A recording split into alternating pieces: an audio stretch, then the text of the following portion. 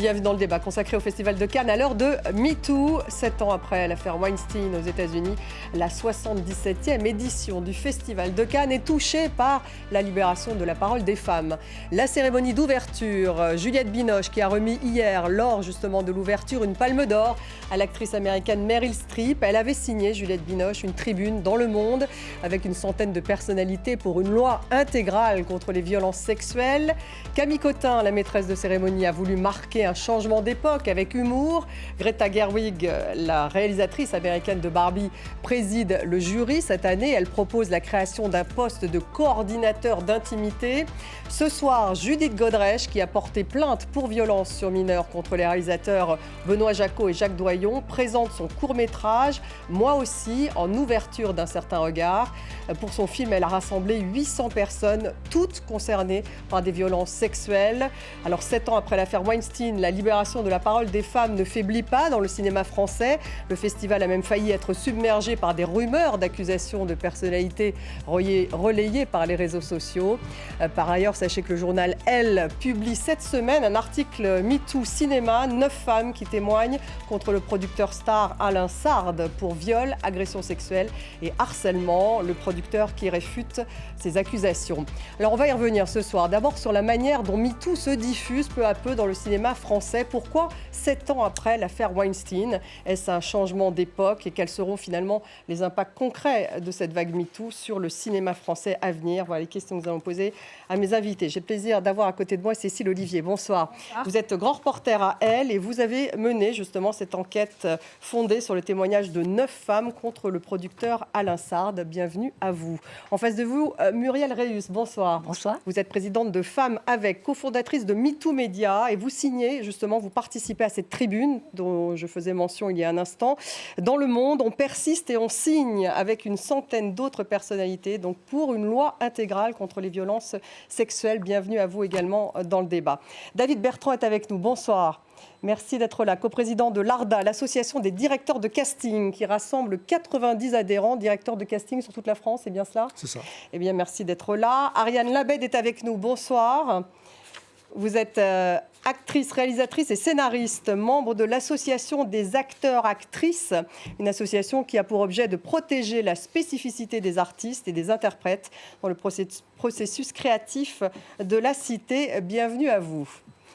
Avant de démarrer cette discussion, je vous propose d'abord d'écouter un extrait de la cérémonie du Festival de Cannes, c'était hier soir.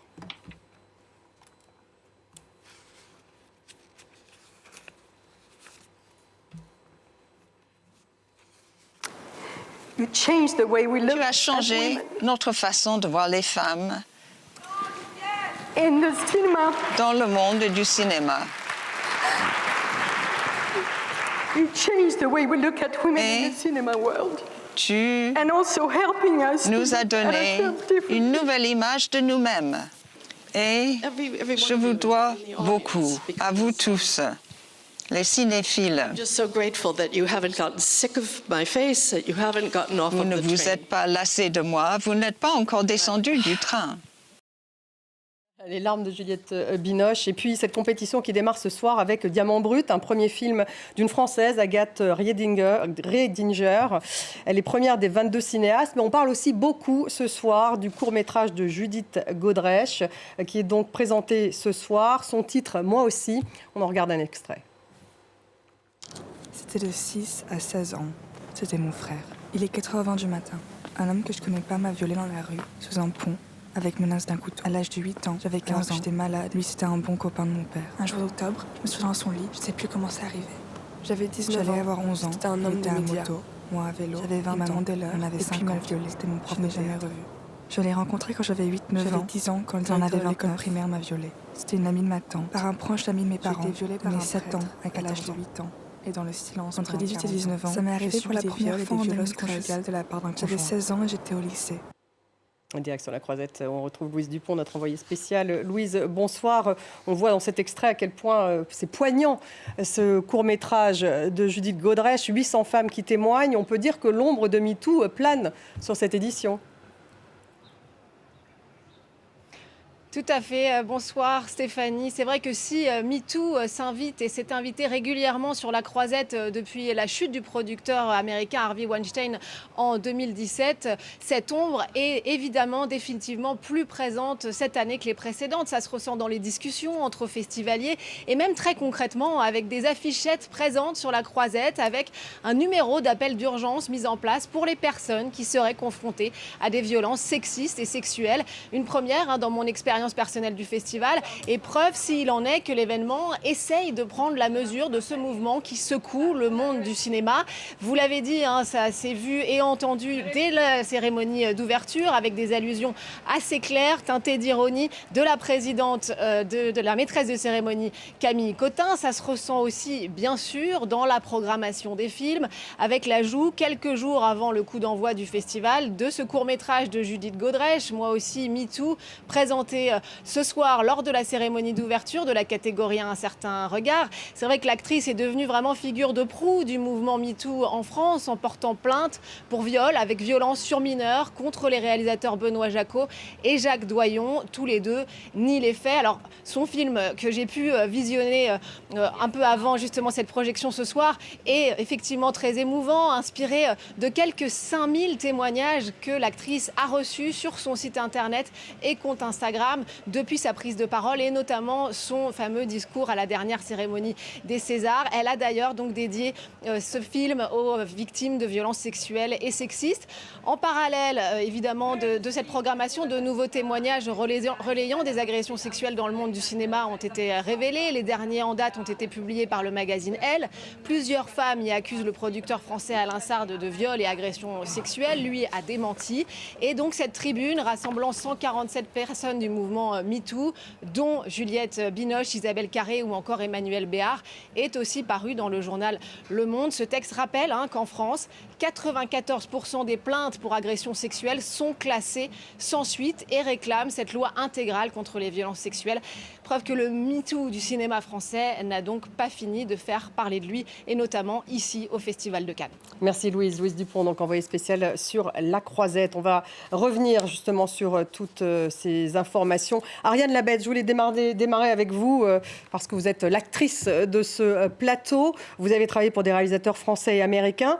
Est-ce que Judith Godrèche incarne une sorte de MeToo, une deuxième vague MeToo? Parce qu'on a l'impression que sa voix a porté plus loin. Est-ce que c'est le cas? Oui, sans doute. Les femmes parlent depuis très longtemps, mais enfin, peut-être qu'on commence à être écoutées. MeToo a été initié par Tarana Burr qui a 7 ans maintenant, et on peut sentir qu'enfin en France, quelque chose se déplace. Voilà, c'est pas que la parole que les langues se délient maintenant, c'est qu'enfin il y a peut-être une écoute, et Judith Godrèche en est pour beaucoup, Adèle Haenel aussi, et nous, à notre place aussi, en tant qu'association féministe antiraciste, on milite pour ça, pour être enfin entendus et pour que les choses changent.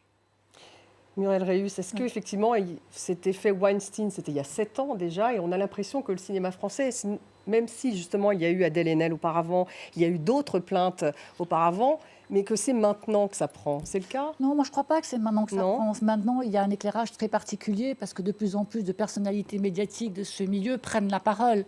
Mais ça fait effectivement des années que les femmes parlent. Certaines ont été écoutées. Il se trouve qu'aujourd'hui, il y a des personnalités de plus en plus emblématiques qui s'expriment. Et du coup, comme ces personnalités emblématiques recueillent l'attention des médias, on a l'impression que le mouvement prend une place plus importante. Nous, on a réalisé cette tribune, on va y revenir. Et ce shooting avec Anna Moglalis et avec Anne-Cécile Maillefer pour démontrer d'abord que le MeToo, il était pluriel, qu'il existait dans toutes les strates de la société et qu'il n'y avait pas que le cinéma, mais plein d'autres aussi victimes de MeToo partout en France. Et c'est ça qui était important pour nous de démontrer, au-delà de demander une grande loi intégrale. Cécile Olivier, on va revenir sur votre enquête, justement, qui est fondée sur le témoignage de 9 femmes contre Alain Sard. Mais avant, d'abord, votre réaction, justement, sur ce qui se passe aujourd'hui sur le milieu du cinéma français. Alors, est-ce que c'est cette année une sorte d'accumulation de témoignages qui fait qu'aujourd'hui, on a l'impression quand même que les femmes sont beaucoup plus entendues. En tout cas, on en parle pour la première fois vraiment au Festival de Cannes. Alors, c'est vrai que la prise de parole de Judith Godrèche a fait l'effet d'une déflagration, mais souvent, quand il y a une vague, en réalité, avant, il y a ce mouvement de fond qui arrive. Et ces dernières années, il y a eu des prises de parole. On a parlé d'Adèle Haenel, mais aussi de Charlotte Arnoult, qui avait déposé plainte contre Gérard Depardieu et qui elle-même a été un petit peu critiquée à l'époque où on disait mais enfin elle est quand même retournée le voir, qu'est-ce que c'est que ça. On a l'impression qu'aujourd'hui il y avait déjà d'une parole, mais peut-être que la société n'était pas encore prête à les écouter et qu'il y a eu donc Judith Godrèche, il y a cette déflagration et par ailleurs sa situation est particulière, c'est-à-dire qu'elle raconte son expérience, elle a 15 ans, elle est en couple avec un homme de 40 ans et que peut-être ça nous a sauté aux yeux. Il y a le côté enfant aussi, le côté adolescent et que c'est ça qui nous a sauté aux yeux des années après. Qu'elle soit mineure. En fait, si vous voulez, dès qu'on est dans l'inceste, il y a une attention très très particulière. C'est 160 000 enfants par an qui sont victimes de violences sexuelles. Et dès qu'on parle d'inceste, il y a une attention très particulière. C'est vrai que le cas de Judith est très spécifique en la matière, si je peux m'exprimer ainsi, que donc l'attention... D'abord parce que sa personnalité est forte, sa personnalité est touchante, et elle est très suivie, et que ça a accéléré la déflagration. Ce qui est nouveau sur le festival, c'est que c'est la première fois qu'on entend le délégué général et la présidente s'exprimer sur les violences sexuelles. Il y a eu 2 déclarations que je trouve un peu spéciales, un peu pas très clair pour moi, me semble-t-il. Thierry Frémaux qui dit il n'y a pas de polémique qui vienne du festival parce qu'on en a précisément pris soin. Je ne vois pas comment on peut prendre soin des polémiques avant qu'elles n'existent. Je ne vois pas très bien comment on peut anticiper des polémiques. Donc il voulait calmer le jeu un peu, peut-être ? Je ne sais pas. Enfin, je pense qu'il a voulu dire que finalement, ils étaient à peu près prêts pour répondre peut-être à des accusations. Et la déclaration de la présidente du festival qui dit si des accusations arrivent pendant le festival, on les gérera au cas par cas, mais on interrogera aussi l'œuvre, parce que l'œuvre, c'est elle la star. Et pour nous, là, on en revient toujours à ce débat. Est-ce qu'on peut séparer l'artiste de l'œuvre ? C'est pas la question. De considérer que l'œuvre est une star, ça veut dire quelque part, pour les victimes qui parlent, comment est-ce qu'on les considère ? Puisque ce ne sont pas elles les stars. Donc ça pose quand même une question importante de est-ce que le festival, si effectivement des accusations arrivent, prendra les mesures nécessaires pour accompagner la parole des victimes ? David Bertrand, vous qui vous faites passer les castings, donc on peut dire que vous êtes en première loge, puisque toutes ces jeunes actrices, elles passent d'abord des castings avant de se retrouver, avant d'avoir des rôles. Est-ce que vous sentez l'impact, vous, de MeToo aujourd'hui, même sur vous comme directeur de casting ? Oui, évidemment. Enfin, c'est une remise en question essentielle à notre niveau dans ma corporation. Remise en question, vous dites ? Parce qu'elle est nécessaire, parce qu'on nous pose des récits qui sont éloquents, qu'on vit du début à la fin. Pour revenir au cas de Judith, c'est quand même quelqu'un qu'on suit depuis le départ, dont la situation ne nous choque pas, et qu'on voit faire quand même tout ce trajet, disparaître, revenir, écrire une série, la tourner, la diffuser, et enfin elle dit un non. Donc la difficulté pour dire un non, la difficulté pour parler, la difficulté pour dire je suis victime de cette personne-là. Le harassant et insupportable travail depuis 40 ans. Là, on l'avait en direct. Et là, ça a été effectivement évocateur de notre propre parcours à chacun et remettre en question et en perspective ce qu'on vit tous les jours et est-ce que c'est bien normal. Et là, on a quelqu'un qui vient, qui a disparu, qui est parti et qui revient, comme elle dit, après 10 ans de voyage, et qui dit, mais est-ce que tout ceci est normal de ce que je vois ici ? Nous, on était dedans. Voilà. Et on s'interrogeait plus ou moins quand même en fonction des valeurs que l'on porte, mais en se disant, mais ça se passe quand même comme ça. Donc là, forcément, quand je dis ça remet en cause, moi, personnellement, dans mes valeurs, dans ce que je me dois de travailler en tant qu'homme, en tant qu'individu. Dans la façon, justement, par exemple, de faire les castings. Mais évidemment. Enfin, évidemment, non. Enfin, chaque parole qui accouche d'une parole nous apporte quelque chose en plus. Et donc, ce sur quoi il n'y avait pas de nom, on peut mettre des noms grâce à ces paroles-là, qui sont très longues et construites.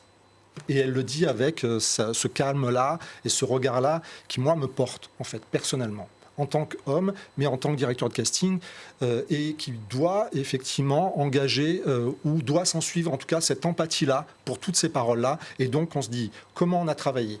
Qu'est-ce qu'on acceptait? Qu'est-ce qui se passait? Est-ce qu'on le voit différemment? Et si on le voit différemment, qu'est-ce que je peux changer? Comment je peux prévenir? Comment ça, c'est toute une démarche que vous décrivez ce soir. Donc, non, mais on est dans le cadre d'une révolution. C'est pas juste une petite porte qui s'ouvre dans laquelle elle met le pied. Parce que Judith, là, elle a mis le pied, elle va pas l'enlever. Donc on est obligé de réfléchir et de réfléchir encore parce qu'elle va pas le lâcher. Et toutes ces femmes ne vont pas lâcher. Et ces hommes aussi, puisque les paroles des hommes commencent. Elle est plus délicate et c'est une autre histoire. Elle est nécessaire aussi. Il y avait en tout cas une tribune de 100 hommes qui se sont manifestés dans une tribune au Monde. C'était la première fois d'ailleurs que ça arrivait. Ariane Labed, vous venez d'entendre David Bertrand. C'est important que les hommes aussi se sentent concernés et parlent justement d'une révolution eux-mêmes, de changer. Oui, c'est certain. C'est un travail qu'on doit faire tous dans notre quotidien. Et les hommes, forcément, ont un travail de déconstruction à faire. On leur demande de le faire. Après, on voit des interventions comme Vincent Lindon, c'est quand même très inquiétant. On peut voir aussi peut-être un gap de génération. Je pense forcément, comme toute révolution ou tout déplacement, en fait, des gens qui craignent pour leurs privilèges. Donc, il y a des gens qui s'accrochent, qui luttent contre ça. Je pense qu'il y a pourtant une vraie joie de pouvoir se dire qu'enfin, on pourrait réussir à travailler tous ensemble dans un univers sain et bienveillant et créatif et que c'est bénéfique pour tout le monde en fait. Et je pense que voilà, il faut accepter ce mouvement, l'accompagner et s'en réjouir. Donc j'invite tout le monde, les hommes, les femmes, quelle que soit la génération, à le comprendre. Qu'est-ce que vous reprochez à Vincent Lindon? Parce que lui, il a demandé une feuille de route, c'est ça? Oui, c'est ça. Ouais. Je pense qu'il y a une terrible ironie là-dedans. Plusieurs personnes ont répondu dans un article en Libération. Je pense que c'est très juste. Il y a une évidence en fait qu'il refuse de voir, sans doute lui et d'autres. Hein. Je prends son exemple parce que c'est un des plus récents, mais les choses sont finalement plutôt évidentes. Tout le monde comprend ce que c'est qu'une agression sexuelle. Tout le monde comprend ce que c'est qu'une relation abusive ou de la domination au quotidien. Je pense qu'il faut juste accepter d'ouvrir les yeux et enfin écouter les personnes qui se sentent agressées au quotidien, que ce soit des personnes racisées, des femmes, des personnes trans. Enfin, ça soulève plein de questions de personnes discriminées en fait. Et tout le monde sait très bien de quoi on parle. Et je pense qu'il y a une grande une ironie assez blessante dans cette demande de feuille de route que je trouve assez indécente. Ouais. Vous trouvez ça indécent? Parce que ça veut dire quoi? Il suffit d'ouvrir les yeux sur un tournage ou pendant un casting pour s'identifier justement à ces victimes. On le voit, c'est sous nos yeux, il suffit de le dire, c'est ça? Bien sûr. Et puis il faut simplement enfin arrêter de protéger les agresseurs et les agresseuses. Il faut être du côté de la personne qui se fait agresser. Ça paraît complètement évident de le dire, mais finalement ça ne se passe pas pour l'instant. Mais tout ça, évidemment, s'inscrit dans un cadre qui est heureusement en train de changer, mais qui est pourtant encore très, très, très pyramidal et dangereux. Et d'où l'importance d'ailleurs de la loi intégrale. C'est qu'en fait, ce qui se passe sur un plateau et le silence qui y règne vient aussi du fait qu'il n'y a pas de réponse efficace et effective de la justice. Donc tout ça est lié forcément. C'est juste peut-être plus évident dans le milieu du cinéma parce que les relations de travail sont très courtes et très intenses avec une relation de domination très évidente et établie et acceptée par tous et toutes. Ça, c'est peut-être intéressant, justement. Oui, il y a eu ce rapport aussi au réalisateur, rapport pyramidal. Et puis, ce qu'elle dit aussi, c'est que c'est court, ces tournages, c'est très intense. Il y a un début, il y a une fin, et tout ça... Sur les tournages, c'est exactement, je suis parfaitement d'accord avec ce qui vient d'être dit. Après, sur les festivals, c'est à peu près la même chose. C'est-à-dire qu'il y a un mélange total entre la vie personnelle et la vie privée. Il y a l'alcool qui circule, il y a de la drogue, il y a moins de fêtes à Cannes aujourd'hui, mais il y a toujours des fêtes privées. Donc, vous voyez, il y a des relations d'interdépendance, parce que certaines personnes sont en situation de précarité, elles ont besoin de bosser, donc elles sont parfois contraintes d'accepter des rendez-vous qu'elles préféraient ne pas accepter. Et puis les femmes, depuis des années, se sont retrouvées dans ces situations. Donc aujourd'hui, il y a une déconstruction très importante à comprendre qu'on a été victime, que ce qu'on a vécu, c'est une agression sexuelle, et qu'il faut vraiment pouvoir l'accepter en tant que victime, ce qui est difficile, parce que s'accepter en tant que victime, c'est un processus long. Il y a des traumatismes qui sont extrêmement importants. Donc il faut s'avouer soi-même avoir été victime, et après accepter de parler, d'aller chercher de l'aide et de partager avec d'autres. Sur les hommes, moi, sur Vincent Lindon, ma réaction, ça a été de l'inviter à prendre un café. J'ai eu une réaction inverse en me disant, mais parlons de cette feuille de route que vous évoquez. Moi, je pense que les hommes, c'est indispensable, parce que c'est un phénomène sociétal et que c'est les hommes et les femmes ensemble qui réussiront à faire bouger la société. Mais ça ne peut pas être des hommes qui adoptent une posture, ce doit être des hommes engagés. Donc, et en qui fait, Vincent Lindon, c'est une posture. Je ne sais pas. Je dis qu'en tout cas, il faut des hommes engagés sur cette cause-là, parce que les violences, c'est extrêmement grave. C'est 94 000 viols par an en France et 220 000 tentatives de viol par an dans toutes les sphères de la société. Donc, ce n'est pas une blague, ce n'est pas un épiphénomène, c'est structurel, c'est endémique, et les violences, c'est un continuum. Et on doit avoir ce regard-là sur les violences, sur la gravité que cela représente. Sur la réaction de Vincent Lindon, peut-être un mot, David Bertrand. Cette feuille de route qui finalement, elle l'a trouvée indécente, Ariane Labed, très critiquée, même Juliette Binoche, Judith Godrèche qui a réagi aussi en disant la même chose d'ailleurs que ce que vient de nous dire Ariane Labed. Qu'il suffit d'avoir des yeux sur un tournage pour voir en fait quand il y a une victime présente et qu'elle est victime effectivement d'une agression sexuelle. Oui, je suis d'accord, mais néanmoins, je pense que dans la période qu'on est en train de traverser là, il faut fermer la porte à personne. Et toutes les maladresses sont bonnes à prendre pour laisser la porte ouverte et rester au dialogue, que ce soit par un café ou en tout cas, s'il faut une feuille de route, donnons-la. Il n'y a pas de problème. Mais ne fermons pas la porte à qui s'exprime, parce que sinon, après, on va se retrancher dans des... Moi, je suis tout à fait d'accord avec ça. On ne peut pas fermer la porte à des hommes qui, aujourd'hui, ont finalement compris qu'il fallait avoir un autre regard pour des raisons qui leur sont propres, peut-être parce qu'ils ont vécu des circonstances similaires, parce que peut-être qu'ils ont vécu des violences, parce que leurs femmes, leurs filles, leurs sœurs, enfin, ils ont peut-être vécu dans un entourage des situations difficiles.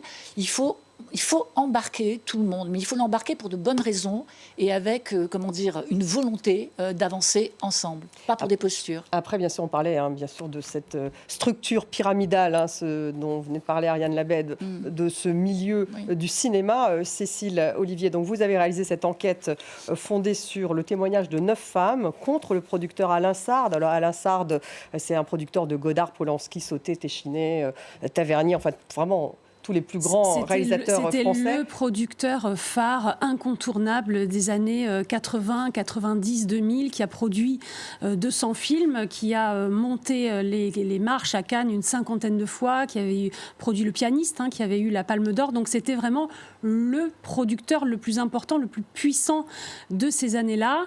Et en face, il y avait de jeunes actrices qui rêvaient de faire ce métier, qui voulaient travailler tout simplement et qui se trouvaient en situation de fragilité. Parce que c'est un métier, de ce que j'ai pu observer dans cette enquête, où il y a beaucoup d'appelés, peu d'élus, et où en fait c'est un métier où on doit être choisi. Et choisi, pas sur un CV avec des critères objectifs, mais sur le désir de quelqu'un. Et alors, qu'est-ce que c'est le désir ? Et certains, visiblement, avaient tendance à confondre le désir artistique avec le désir tout court. Et on a recueilli, avec ma collègue Alice Augustin, 9 témoignages de femmes, dont certaines actrices connues, qui prennent la parole sous leur vrai nom. Par exemple, Laurence Scott, qui avait eu le César du meilleur espoir féminin. D'autres actrices connues, mais qui ont préféré rester anonymes, et qui nous racontent comment elles allaient à des rendez-vous professionnels avec ce producteur qu'elles ne pouvaient pas éviter, qu'elles étaient obligées de rencontrer pour obtenir un rôle dans un film de George Lautner ou de Robin Davis, et que, selon leur récit, ça se terminait par des agressions. Donc il y en a 3 qui l'accusent de viol, certaines alors qu'elles étaient mineures, 2 qui affirment qu'il les a agressées sexuellement lors de ces entretiens, et puis d'autres, comme Laurence Scott par exemple, parlent plutôt de harcèlement sexuel ou de chantage, où elles viennent pour un entretien d'embauche pour travailler, et où ils leur proposent d'aller plus loin, et face à leur refus, eh bien, elles disent qu'elles n'ont jamais été rappelées. Et elles n'ont pas porté plainte? Non, alors... Pourquoi? Qu'est-ce qu'elles vous ont dit? Alors déjà... Moi, ce que je dis toujours, c'est pas parce qu'il n'y a pas eu de plainte que ça n'a pas existé. C'est pas facile, même aujourd'hui, pour une femme de pousser la porte d'un commissariat, d'expliquer qu'on a été agressé, etc. Encore moins dans les années 80-90, donc 20-30 ans avant MeToo, et encore moins quand on est une jeune actrice qui a envie de percer, de réussir, qui a un rêve en fait de faire ce métier pour lequel elle se bat. Et certaines, disent-elles, ont même été dissuadées par les agents. Parce que, pardon, mais on a découvert aussi à travers ce reportage le rôle de certains agents qui envoyaient les actrices en disant tu vas rencontrer Alain Sard, n'oublie pas de mettre des talons, hein, n'oublie pas de t'habiller sexy. Et c'est, je ne sais plus laquelle, c'est Annelise M qui témoigne, qui va à ce rendez-vous avec Alain Sard et elle dit qu'il lui a proposé finalement d'être escorte, de faire de la prostitution. Et quand elle va voir son agent en disant « Mais qu'est-ce que c'est que cette histoire ?» L'agent lui dit « Écoute, si tu veux, tu peux aller te plaindre à la police, mais c'est le producteur le plus gros, le plus important. Donc si tu fais ça, ta carrière, c'est terminé. » Là, vous décrivez une situation un peu à la Weinstein. Hein. C'est un petit peu ça que vous décrivez dans votre enquête. Alors, lui, évidemment, il réfute, enfin son avocate, en tout cas, réfute avec la plus grande fermeté, bien sûr, ces accusations. Mais c'est important que la presse s'en empare, Muriel Reus, même si elle ne porte pas plainte. Alors, il y a plusieurs choses. D'abord, ce qu'on constate dans toutes ces affaires, c'est la dissymétrie des relations. C'est-à-dire qu'on a toujours, quelque part, un homme tout-puissant, je dis un homme parce que c'est 90% des cas de violence, on a quelqu'un qui est tout-puissant et on a quelqu'un qui est en situation de demande. Cette dissymétrie dans la relation, elle est terrible, parce qu'elle vous met en situation d'accepter parfois des choses que vous ne voudriez pas accepter. Et puis, c'est assez particulier au cinéma. Non, c'est particulier dans tous les milieux, c'est particulier dans les médias, c'est dans l'armée, c'est dans l'hôpital. Il faut bien comprendre que ces situations de violence, ce n'est pas que les médias et que le cinéma. C'est partout. Chaque fois qu'il y a une relation de pouvoir, qu'il y a une dissymétrie entre les individus, il peut y avoir ce type de comportement. Et ce qui est aussi important, et vraiment moi je l'analyse dans le cinéma et dans les médias, c'est les modes opératoires. On constate que les modes opératoires sont extrêmement bien rodés, sont toujours les mêmes. Dans l'affaire PPDA, où on a 50 plaignantes, le mode opératoire... Vous aviez porté plainte à l'époque, oui. Je le rappelle. Hein, j'ai fait un signalement. Le mode opératoire est toujours le même. Donc vous voyez, il y a des situations dans lesquelles on se trouve prise, qui laissent parfois les femmes sans armes pour répondre à ces situations. Parce que la précarité, ça existe. Parce que le système à l'époque, moi je suis ravie de savoir... Vous dites à l'époque, c'est ça qui est intéressant. Est-ce que là on est en train de changer d'époque? Ce que je voudrais dire surtout, c'est que je suis totalement... je me réjouis de savoir que les directeurs de casting et vous qui dirigez une association, vous avez ce regard-là. Mais nous, on a des témoignages de victimes qui nous ont tous dit, les directeurs littéraires, les attachés de presse, dans les rédactions. Mais tu dois passer par là. Parce que si tu passes par là, tu ne feras pas carrière. Les témoignages, ils existent, ils sont là. Donc, vous voyez, et même s'il y a une prise de parole, si les choses sont en train de changer, il ne faut pas oublier que ces situations, elles existent encore aujourd'hui. Je pense à une enquête qu'ont fait des consoeurs de Radio France sur le réalisateur Philippe Lioré, où des actrices ont pris la parole, là aussi sous leur vrai nom, pour expliquer que lors de casting, qui est visiblement un moment de fragilité, on leur avait demandé de se mettre torse nu, où on les avait touchées, embrassées, des choses qu'elles n'ont pas... Récemment, ou ce sont des anciens? Récemment, avec ce réalisateur, en tout cas d'après leur récit, et ce sont des moments où elles viennent pour un travail, en fait, pour travailler, et elles n'ont pas envie de se retrouver dans ces situations-là.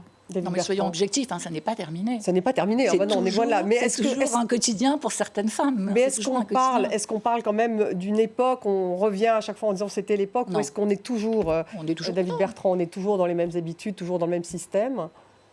Moi, je pense que, de mon point de vue, je pense qu'il y avait effectivement une société qui était dirigée sans doute par très peu de gens. Si on revient sur le fantasme ou de la directrice de casting, avant que ce cinéma-là devienne une industrie, c'est-à-dire dans les années 80, peut-être y avait-il très peu de directrices et directeurs de casting qui pouvaient du coup arrêter une carrière ou pas. Aujourd'hui, il y a quand même 300 productions cinéma, il y a beaucoup de plateformes, donc il y a nécessairement beaucoup de directeurs et de directrices de casting. Nous-mêmes, dans l'association, on est 90, mais disons qu'on est à peu près 150. Donc ça diffuse un petit peu ta carrière aujourd'hui ne dépend pas d'une seule personne comme elle pouvait dépendre à l'époque de 5 personnes qui t'aimaient ou pas, ou qui avaient le pouvoir absolu sur ta carrière. Donc ça, c'est pour aussi quand même dire que si effectivement ça ne se passe pas bien avec moi, la personne aura quand même recours aux 120 autres castings pour pouvoir quand même exercer son métier. Ça a changé par rapport, de le faire. Ça a changé par rapport au nombre de producteurs et de productrices. C'est-à-dire qu'il y avait très peu de producteurs. Aujourd'hui, il y a beaucoup de productrices femmes qui sont là pour raconter des histoires aussi différentes, qui me permettent, moi, en tant que casting, de travailler avec des réalisatrices, qui n'était pas le cas, et pourtant, je fais ça depuis 15 ans. Il faut féminiser cette profession, en fait, c'est ça que vous Mais elle a été aussi, féminisée de fait, puisque depuis le deuxième mouvement MeToo, c'est-à-dire que si on là, il y a considère 4 réalisatrices femmes à Cannes. Oui, mais il y en a beaucoup. Moi, je ne travaille là, sur cette année, je ne travaille, disons, au-delà de 50% de mes réalisatrices sont des femmes. Et donc, ça nous permet de ne pas répéter certaines situations, de nous baser sur d'autres critères, sur d'autres corps, sur d'autres physiques, sur d'autres âges, sur d'autres enjeux, sur d'autres narrations. Et c'est ça qui nous remet en question. C'est dans le fait même que la deuxième vague MeToo a proposé ça, c'est-à-dire de dire... Donc vous dites si que c'est une deuxième vague MeToo. Le discours des femmes. La deuxième vague MeToo, vous la datez à partir de quand ? Je pense que c'était vraiment Weinstein. Pour revenir à ce que disait Ariane Labed... C'est la première Weinstein. Non, pour moi, c'est 2007, Tarana Burke, effectivement, qui est une travailleuse sociale et qui travaillait sur les inégalités de représentation de représentation des minorités. Donc c'était une première vague. Ça a été récupéré effectivement sur la grosse Weinstein. Ça a été quand même là. Nous, on a eu effectivement notre période à nous. Qui était effectivement autour de Polanski, mais aussi quand même de Adèle Haenel. Là, aujourd'hui, on est sur une deuxième phase, on va dire, qui est relancée par le discours dont on parlait de Judith Godrèche. Un mot, Ariane Labed, parce que vous avez un peu participé pour l'instant. Votre réaction à ce que vous venez d'entendre. Je voudrais aussi mentionner cette interview de Juliette Binoche au journal Libération, où elle parle de marchandisation des corps nus et du rapport justement entre le réalisateur et la scène. Elle dit « Le réalisateur possède la scène, il pense aussi posséder l'actrice ». Oui, c'est très juste. Elle parle de son expérience intime de toute façon, mais je pense qu'on peut toutes partager ça. Les actrices surtout, mais les acteurs aussi sans doute. C'est une des choses qu'on veut déconstruire et je pense que ce que dit David est très juste. C'est un mouvement global.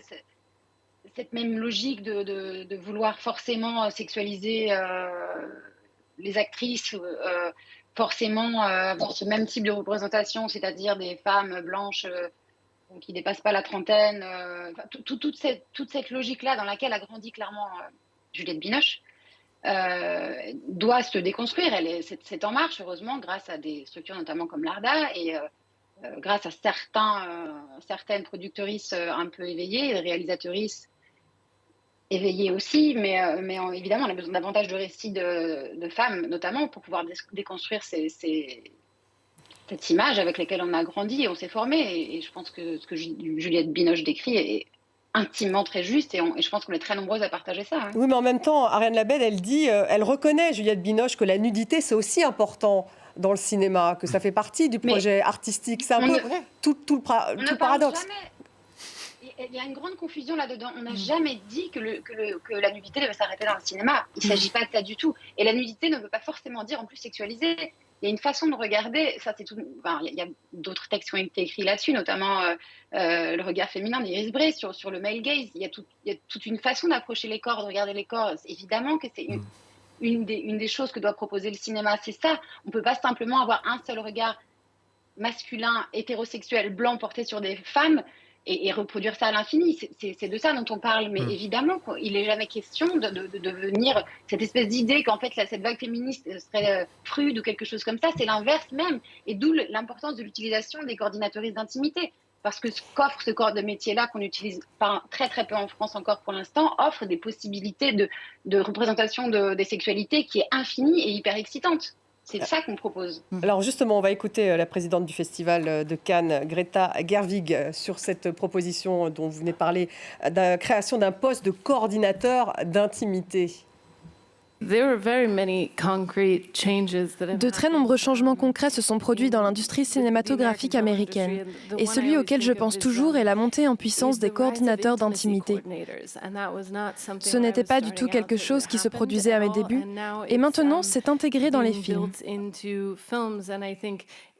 J'y pense exactement de la même manière qu'un coordinateur de cascade, un coordinateur de combat. C'est un art, et cela fait partie de la construction d'un environnement sûr. Tout comme vous le feriez pour deux personnes, vous savez, qui se battent avec des épées. Qu'est-ce qu'on appelle un coordinateur d'intimité, en fait? Quelqu'un qui va... peut-être que vous pouvez répondre, puisque vous en... Ariane Labed. Ariane Labed, je vous laisse répondre. Allez-y. Merci. Parce que j'ai travaillé en tant qu'actrice et en tant que réalisatrice avec des coordinatrices d'intimité, coordinatrices d'intimité.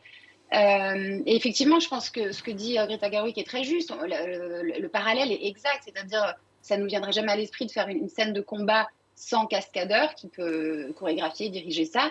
Et je ne sais pas pourquoi ça n'est pas rentré dans les mœurs encore, en France en tout cas, que pour une scène de sexe, c'est exactement l'équivalent, qu'on a besoin d'une personne qui a un savoir plus qu'il peut donc apporter à la vision du réalisateur, du réalisateur ou de la réalisatrice, qui en fait permet en toute sécurité pour tout le monde, et pas seulement pour les actrices, mais aussi pour les personnes sur le plateau, de pouvoir avoir une scène, par exemple, de pénétration qui a l'air tout à fait réelle, mais qui met tout le monde en sécurité. C'est un outil absolument formidable et qui en fait... Et ça existe aux États-Unis aujourd'hui? Oui, bien sûr, ça existe depuis plusieurs années, ça existe depuis 5-6 ans.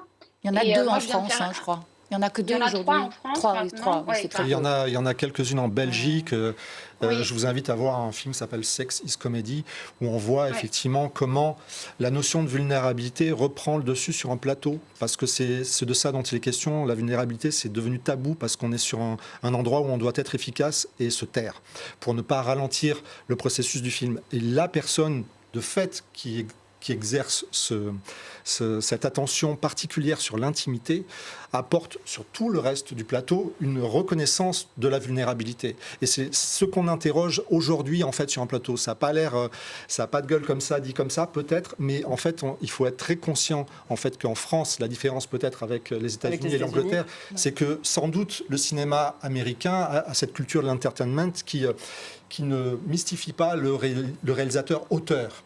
Nous sommes avec des auteurs, nous travaillons avec des auteurs qui, du coup, cet auteur-là veut garder cette maîtrise artistique et pense que s'il y a un coordinateur d'intimité ou coordinatrice d'intimité, il va perdre la vérité.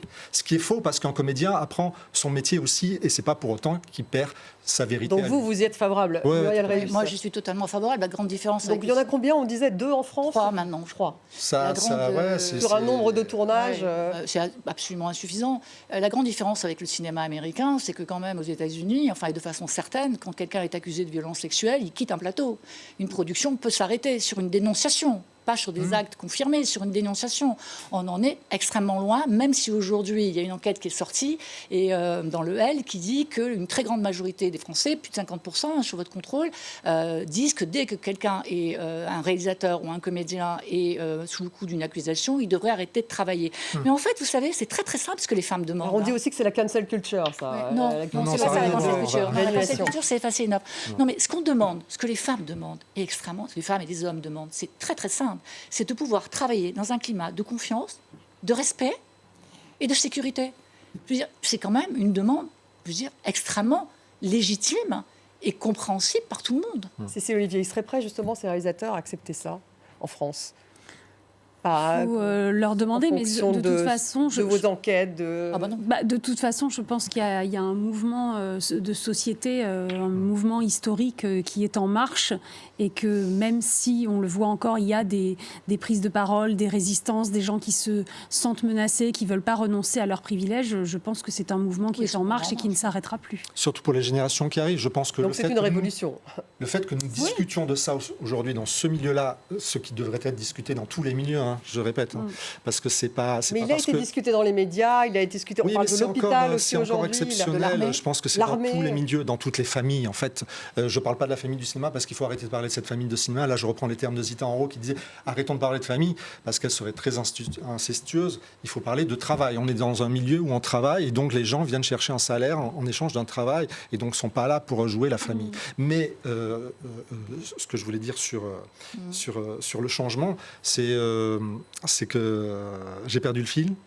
Sur le changement, le mouvement est en marche. Le mouvement sur la révolution est en marche. Et il faut continuer à discuter. C'est pour ça qu'il faut garder cette discussion permanente, parce qu'on ne parle peut-être plus pour nous, mais en tout cas pour les gens qui rentrent dans ce métier, qui se disent « Ah bon, ça ne se passe donc pas plus comme ça. Oui. Ça se passe différemment. C'est pour ça que je parlais de changement d'époque. Est-ce que les jeunes qui arrivent sur le marché aujourd'hui, est-ce qu'il y aurait justement des progrès ? Ça ne doit plus se passer comme ça. Ça ne doit plus se passer comme ça. Un mot, Muriel Réus, sur ce que vous proposez dans Le Monde. Oui. L'ajout du mot consentement ne suffit pas. Une loi pour permettre de clarifier la définition du viol, du consentement, introduire celle de l'inceste, créer des brigades spécialisées, interdire les enquêtes sur le passé des victimes. Voilà ce que vous proposez, ainsi que donc toutes ces femmes qui ont signé cette tribune du Monde.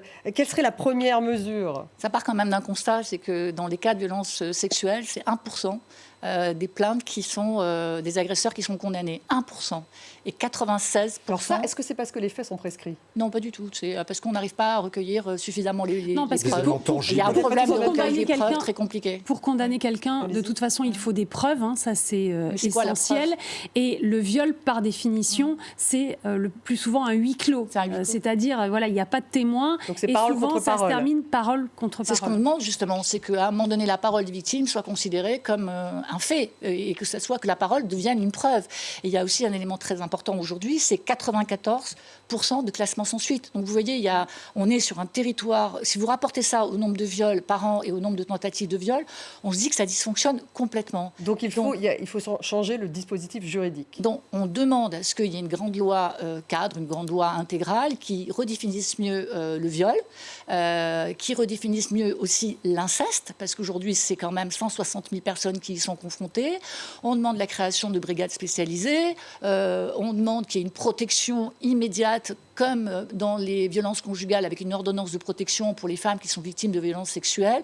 Il y a 82 mesures et ces 82 mesures, elles existent, elles sont là, elles sont sur le papier, elles sont le résultat des réflexions des associations. Et moi, je vous invite tous à signer cette tribune sur le site de la Fondation des Femmes, fondationdesfemmes.org, et on est plus de 20 000 ce soir déjà à l'avoir signée.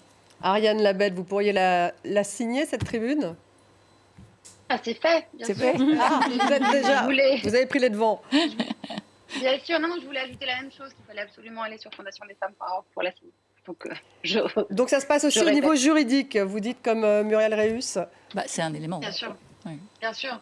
Et c'est vrai que quand on entend parfois cette réflexion sur pourquoi a-t-on pris tant de temps pour porter plainte ou des choses comme ça, il faut aussi savoir que le geste de porter plainte est de toute façon très difficile, mais en plus quand on sait qu'on a une justice qui n'est pas à la hauteur en face, malgré l'effort que ça coûte d'aller porter plainte et d'aller raconter quelque chose de traumatique à la police, si on sait que derrière il ne se passera rien, puisque les chiffres qui viennent d'être annoncés sont très réels et font très mal, ça ne l'encourage pas à pouvoir finalement être actif et prendre la parole. Et il y a un élément aussi que je n'ai pas cité, il y a effectivement la justice, mais il y a aussi l'accompagnement et le soin. Parce que quand vous êtes victime de violences d'où ces fameuses brigades. Non, et puis le soin, l'accompagnement des victimes dans le soin. Parce que quand vous êtes victime de viol, vous subissez un traumatisme très important qui parfois se révèle 10 ans, 15 ans après. Si les femmes parlent si tard, c'est parce que si elles ont occulté ce qui leur est arrivé. Et donc quand ça ressort parce qu'il y a eu quelqu'un qui a porté plainte, parce qu'il y a eu un événement qui tout d'un coup vous replonge dans cette violence qui vous est arrivée. Donc l'accompagnement et le soin est fondamental. Cécile Olivier. Sur justement ce dispositif juridique. Vous parlez, en fait, c'est ce qu'on appelle l'amnésie, c'est ça ? Oui, l'amnésie traumatique. Oui, l'amnésie traumatique. Parfois, elles ont occulté, mais aussi, parfois, on dit toujours pourquoi elles parlent 20 ans après. C'est aussi qu'elles ont porté ça toute leur vie, parfois, et qu'elles y ont pensé, et que quand elles vous le racontent, le temps n'existe pas, et que c'est comme si ça s'était passé hier, en fait. Et puis parce qu'elles ont peur aussi, hein. On ne peut pas occulter ça. Quand vous parlez, vous vous mettez en danger. Nous avons tout un tas de victimes qui n'ont pu travailler après avoir dénoncé des agresseurs. Florence Porcel, qui était quelqu'un d'extrêmement reconnu dans les milieux scientifiques, par exemple, après la dénonciation de Patrick Poivre d'Arvor, elle n'a pu bosser pendant 2 ans. Donc, vous voyez, la sanction est très, très forte. Puis, il y a le regard des autres, il y a le regard de la famille, il y a le regard de vos amis, il y a le regard que vous portez sur vous-même. C'est extrêmement complexe. C'est pour ça que je dis que c'est grave, c'est complexe, c'est multi-séquentiel. On peut pas... les violences, c'est quelque chose qu'il faut prendre dans sa globalité. Mais ça commence à pénétrer les différents milieux. Là, on le voit dans le milieu du cinéma. Sûr. Le MeToo armé, qui vient de sortir. Le MeToo hôpital, avec Karine Lacombe. Oui, on avait un MeToo cuisine, on avait des MeToo soumission chimique, on avait des MeToo YouTube, et sur cette photo, 100 personnalités issues des MeToo de toute la société française. C'est ça qui fait la force de cette image. Merci en tout cas d'avoir participé à cette émission. Voilà ce qu'on pouvait dire sur cette révolution MeToo sur la Croisette. Merci beaucoup Muriel Reus, merci Cécile Olivier, merci David Bertrand, merci à vous Ariane Labette d'avoir été avec nous par Skype. Merci aussi à Louise Dupont, notre envoyée spéciale sur la Croisette. Merci à vous tous de nous avoir suivis. Vous retrouvez l'émission sur les réseaux sociaux, également en podcast. À demain.